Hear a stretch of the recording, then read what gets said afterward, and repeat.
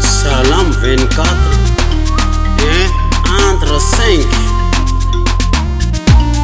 itenin'Andriamanitra velona diany soratra masina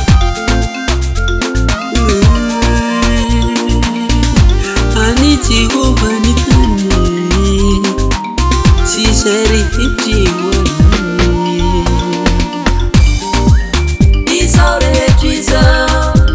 sy ny vonina emaniny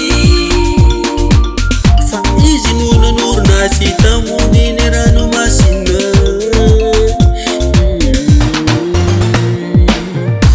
ani Jehova ny tany tsy izay rehetra eo aminy izao rehetra izao sy ny vonina eo aminy fa izy no nanorina sy tamoniny ranomasina tamoniny rano no nampitoerany azy iza no hiakatra ny tendrombohitry Jehova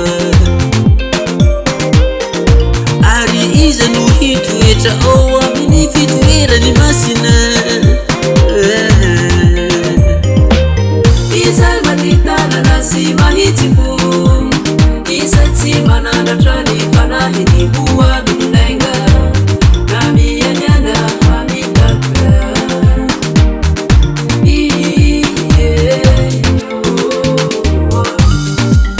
fa voasoratra hoe any Jehova ny tany sy izay rehetra eo aminy izao rehetra izao sy ny ponina eo aminy fa izy no nanorina azy tamboniny ranomasina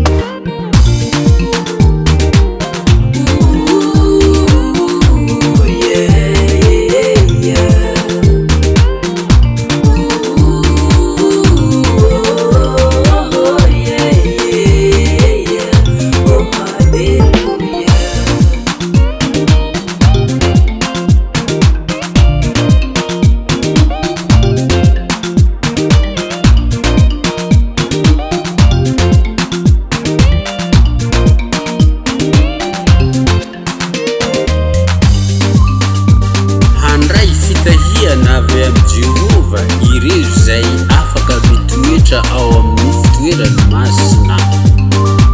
Alleluia, hosanna.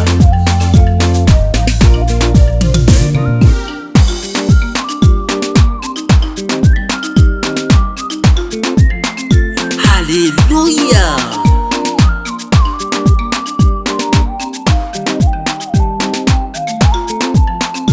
Hosanna. Ifitayana avya mimi Jehova isi arifa amarinana avya